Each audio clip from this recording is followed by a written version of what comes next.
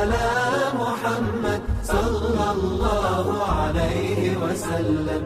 Maka di situ kita mendapati poin yang kedua, perkataan kaum Hawariyun ini diucapkan di satu rumah ketika kondisinya lagi genting. Makanya di sini di dalam ayat yang ke-52, falamma ahasa Isa minhumul kufra.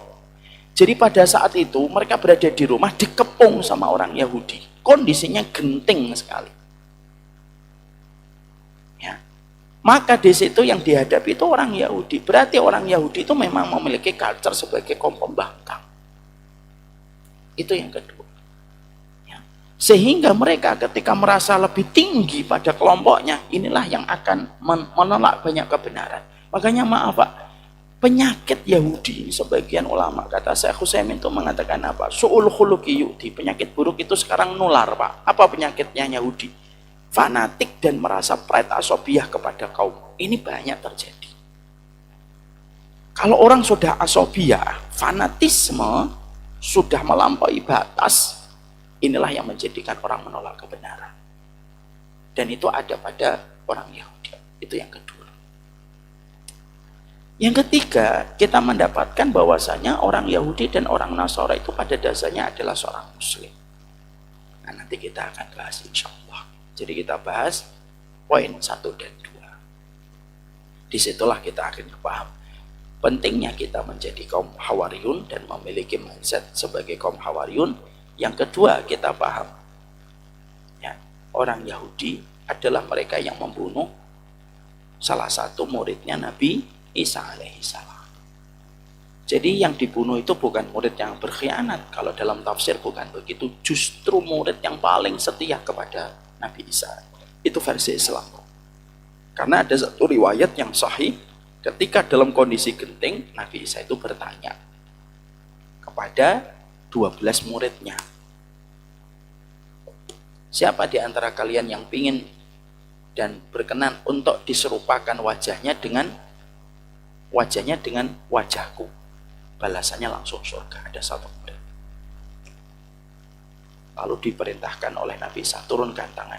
Diulang lagi, siapa di antara kalian yang ingin diserupakan wajahnya dengan wajahku, dan langsung berbalas dengan surga. Murid itu tetap sama. Suruh turun lagi hingga 3 kali Pak. Setelah 3 kali akhirnya dipilih oleh Nabi Isa. Jadi keyakinan di dalam akidah kita bukan murid yang berkhianat yang dikatakan dengan kata Yudas. Siapa namanya nanti kita akan bahas sebenarnya.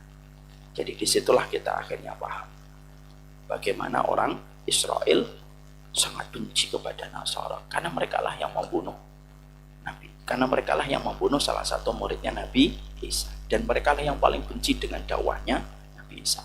Sebagaimana mereka paling benci kepada dakwahnya Rasulullah. Makanya Pak, kita dapatin dalam sirah kehidupan Rasulullah, orang Yahudi merekalah yang menyihir Rasulullah. Jadi apakah orang Yahudi itu percaya klenik, perdukunan dan sihir? Oh iya Pak.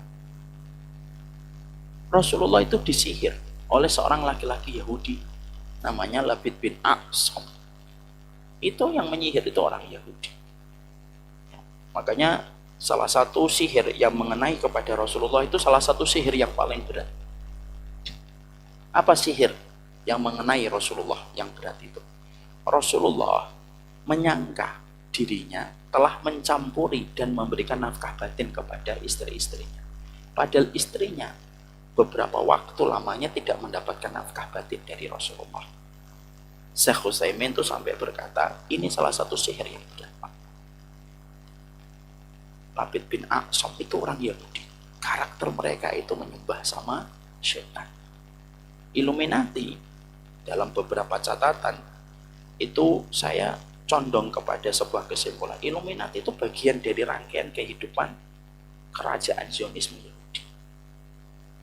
Makanya Rasulullah ketika disihir oleh Labid bin Aqsam, maka pada saat itu Allah menurunkan 2 malaikat.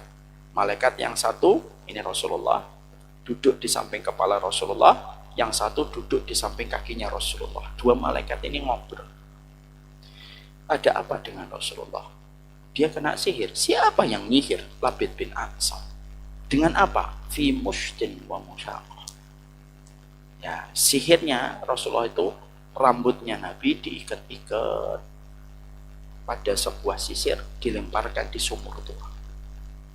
Rasulullah ketika mendengar dua orang malaikat ini berbicara, Rasulullah terbangun, Rasulullah berdiri dari tidurnya, lalu Rasulullah memerintahkan para sahabat mendatangi sumur tua yang beliau dengarkan dari percakapan dua malaikat itu.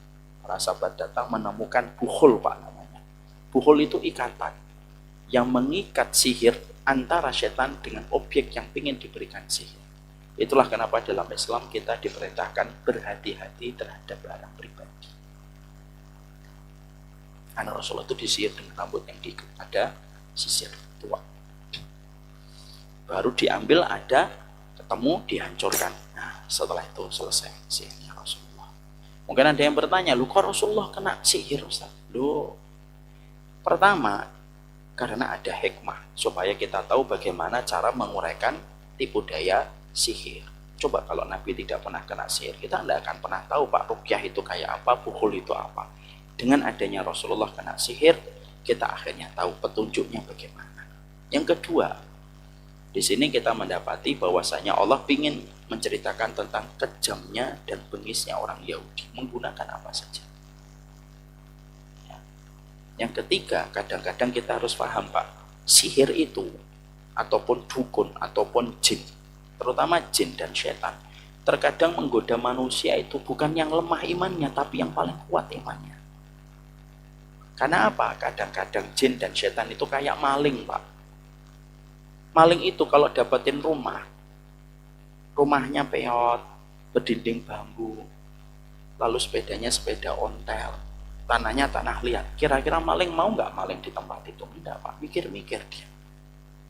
Saya nggak mau maling. Kenapa? Takutnya nangis nanti masuk ke rumah itu. Tapi maling itu biasanya dia tertarik untuk maling itu ke rumah yang semacam apa? Rumah yang gede, bagus. Nah, semakin tertarik. Kayak rumahnya Pak Masri bagus, itu maling tertarik. Rumahnya Pak Adnan gede, bagus, rumah tertarik dia. Kenapa? Karena rumahnya bagus. Sama jin itu kayak gitu Pak. Kalau ada orang minum-minuman, sering nongkrong di pinggir jalan, mabuk, setan mah nggak tertarik masuk Pak. Insya Allah orang kayak gini mah masuk neraka sendiri gitu. Tapi kalau kita ahli ibadah, taat, hati-hati Pak. Oh, bukan berarti setelah itu udahlah saya nggak mau sholat jamaah lagi di masjid. Ya enggak gitu, tapi kita meminta perlindungan sama Allah. Siapa yang menyihir? Orang Yahudi. Siapa yang meracun Nabi? Caranya itu selalu licik mereka itu.